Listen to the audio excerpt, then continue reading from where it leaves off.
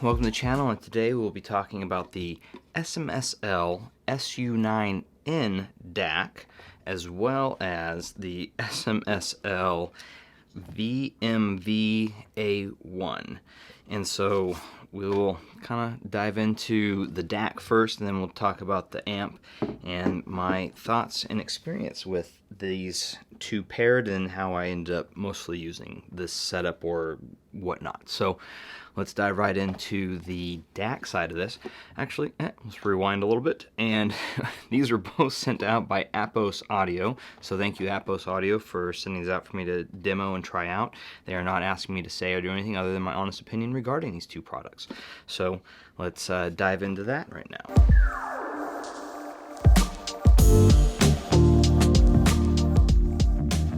So, the DAC. This one is a little purple microfiber cloth, fantastic. Pretty cool little DAC. It's small, so to give you an idea, this is, the size of this thing. It has a cool little screen here and has a bunch of features to it. You can put a little Bluetooth antenna back here. It's got, you can kind of get this in here. Let's focus. Here we go. So you can kind of see right there, you got the, power, all the different inputs and outputs, and it's pretty straightforward. So as far as design for both of these, let's dive into the DAC first. It's just a square box, black box. It's not super pretty, it's not super ugly, it's very simple, easy to put on your desk. You can put it anywhere. It's small enough to where you don't have to think about it too much. You can go, like I said, almost anywhere on your desk, and it's pretty awesome for that. And the screen is nice. It has a nice little LED screen or LCD screen, I'm assuming, and has some pretty cool colors and whatnot. And the functionality of it's pretty easy. It's all done through the little knob here, and also the controller, which, where did I put the controller? The controller is the other thing it comes with, and it's this, you can control it with, which is it's just a plastic thing. It utilizes two AAAs, and it's plastic solid, though it's not like flimsy plastic overly. It's nice, does well. The buttons are pretty decent. A little ASMR there, yeah. Oh yeah, there you go. So anyways, so that's the controller. Power, pretty basic functionality, mute, volume.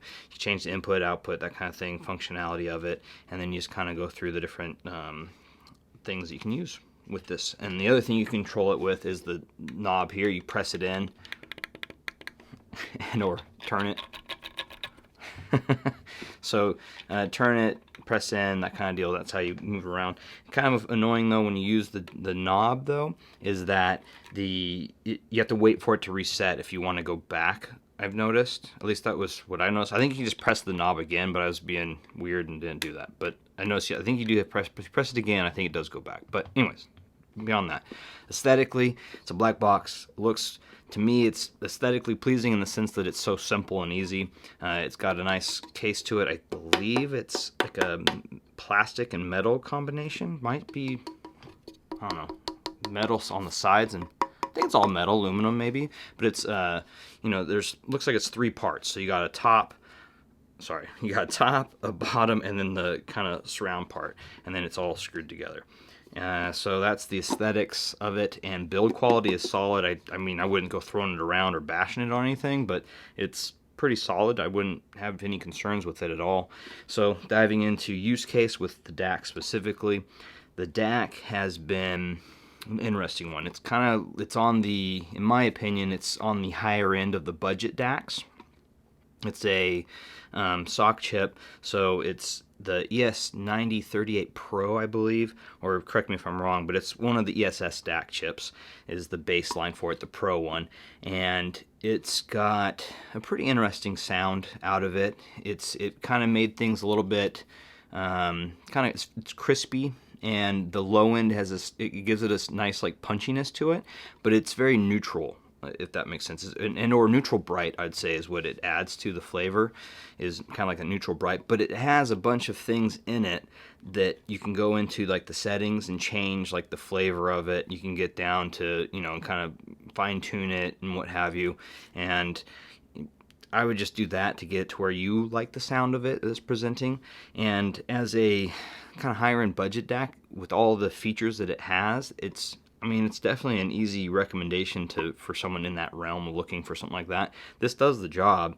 I will say right off the bat though, I have much higher end DACs on hand, and so I actually didn't use this all that much, because outside of doing my kind of impressions with it and listening with it, once I did that, I was kind of like and I went back to my higher end DACs that I have on hand, which was a Chord TT2 and then my Spring 3 KTE level 3, and so those were the two DACs I actually used the most for personal, like listening, what have you, with specifically the amp. So right off the bat, final thoughts on the DAC is that it's a solid DAC. It does its job, has a ton of features, and you can kind of fine tune the DAC to get it to where it would probably fit your like style of listening or what you like or your preferences. So it's definitely worth checking out for that alone, and it works really well with in that sense, right? I would say for a lot of people, this is probably in game for a lot of people, but once you start diving down that audiophile rabbit hole, this will start to fall off people's radar, I think, in general. Not because it's bad, but just because it's not something that's a lot of people's preferences as they kind of gear up or scale up higher. It's just, a lot of people that I know in the hobby tend to prefer an R2R DAC. So, and that's like a ladder DAC anyways, it's a whole other thing, which I believe SMSL did come out with one based with Burr Brown. Someone was mentioning in one of the Discords, and so I think that might be interesting to check out as an alternative, but I'm not sure how much that would be. But the DAC, it's a solid DAC. It does its job, has a lot of cool features, and easily well worth picking up if you're in the realm for that. And then you can fine tune it to get it to where you like it for your preferences for audio. I did find it to be a little bit too lean and a little bit too crispy. Not crispy or lean. That's probably not accurate. I found it to be a little bit too neutral, I guess would be my thing. It wasn't bad, it just didn't fit my preferences personally. So, but I could see a lot of people really loving this because it does a lot of stuff and it does it well. So, enough rambling about this thing. Let's talk about the amp. Okay, so the amp, the A1. Let's whip this bad boy down. One fingerprint magnet, the polish on this thing, like I don't know if you can see it there, and then same with the screen. I don't know why, I must have been when I was pulling it apart. But it comes with these really cool feet with little spikes on there, and you can just screw them off, and then, I don't know if you can even get that. Let's see here, if that will populate. There you go. So it comes with these cool feet, you can screw them off and on, and then I think it comes with some other feet too, where you can just have like a little rubber one, so it just sits there. But I actually liked it, and they're actually like kind of angled, so when it sits, it will actually sit at an angle where it's angled up looking at you, kind of looking up kind of deal, looking up this way. And this I was very impressed with. The headphone out I thought was okay, it did its job, but the biggest thing I found with this amp, and I was very impressed with it, especially for how I think it's 15 watts into my Kefs, was that it was using my Kefs in near field. This thing was like fantastic. Like, I actually prefer this over my Vidar, to be honest, and the Vidar is way more powerful. And this for how small this is and for what I'm using it in, the Vidar is this big massive heat sink that puts out a lot of heat. This puts out heat, but not as much as the Vidar, and it's tiny, and it sounds to me, especially when I pair it with my chain I have an Elekit Tube Pre DIY kit with my Spring 3 KTE through level 3, and that combo was just man, really enjoying this, and I was very pleasantly surprised at how much I really liked this for this kind of setup for me, in the sense of having it in this near field setup and how small this is. And anyway, so it's fantastic. I'm gushing. I even got into like build aesthetics. so build aesthetics, it's very similar to the DAC. Black box. I actually prefer the way that the spikes add a little bit of kind of nice aesthetic to it, in my opinion. For whatever reason, I just dug on that. It's got some basic menu buttons up here. You can kind of hear them. They're kind of clicky. Little dial knob, and it kind of, I don't know, pretty decent. It's got, so it's on the back here, we have, come on, you can do this. You can focus on it. It's got power, speaker taps, headphone, and RCAs. So that's how it's going.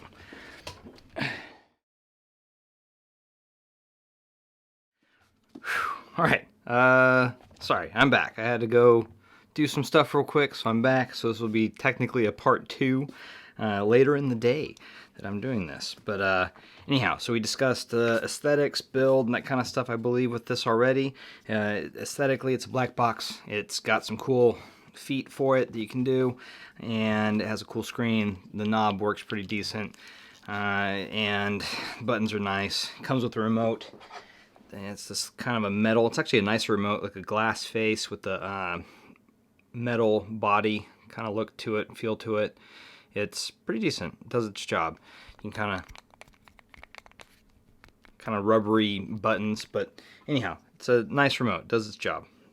So anyhow, on to the sound and how this works for me. And the biggest thing I was surprised by was this thing's tiny, and it powers my Kefs in near field to very decent, if not optimal, performance for me.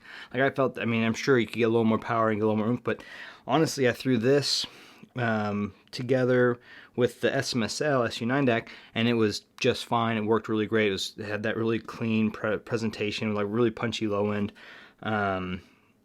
But the thing when it really shined for me was when I paired it with my Spring 3 KTE 3, and then I paired it with my Elekit preamp, which is a tube preamp. It's a DIY kit. It's called Elekit, and worked fantastically. I was really impressed with it. And then for the size of it, and it does get hot, but it sounds, that richness comes through with the Elekit, with the pre there. You get the bigger staging, you get a little more nuanced details with the spring, and then powered the Kefs just like really nicely. It was a fantastic pairing for me.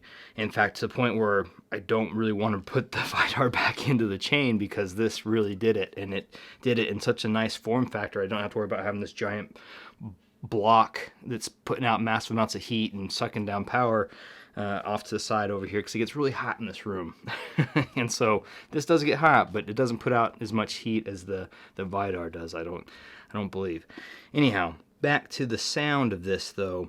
Clean, neutral sounding amp, but it does it in a way that I'm not offended by it. Like it actually aligns generally with my preferences, but I like something a little warmer, but I prefer tubes. But then that's when the tube pre comes in, and it kind of solves all those problems for me. As a standalone, it is a little bit on the clean, punchy side, but it's not bothersome. Like I can actually see why people would like this. And then, man, like the fact that it's just, I mean, it's this big. This thing's, and it powers Kefs in near field, mind you. And then I did actually try it down with my low power requirement Korn Scalas from Amps and Sound, and one, it's kind of ridiculous having this little tiny thing on top of those giant horn speakers, but yeah, it killed it with that as well. Like, it was just fantastic. I was really enjoying the fact that this is what impressed me. Like, I was not expecting to be that impressed by this, or for it to do what it was capable of doing with the Kefs and the Korn Scalas, but at the end of the day, this was impressive. This SMSL VMV A1, like, I am thoroughly impressed by this. This was really cool, and I was really digging on just the form factor, the fact that it's not the prettiest thing in the world, but it's simple, it's nice, it's elegant, but the power it puts out for, near field kind of higher power requirement speakers like the Metas, it performs well. Granted, in a bigger room, this would definitely start to fail miserably, I have a feeling, but for my use case in a near field, it's great. Like, I can't find really too many faults with it, outside of the fact that it probably won't do anything great for a bigger room unless you're using very power efficient speakers like the Korn Scalas or something along those lines. And then I would just recommend dumping a pre on it on top of it and give it a little more power, a little more flavor. But overall, I'm very impressed with the A1.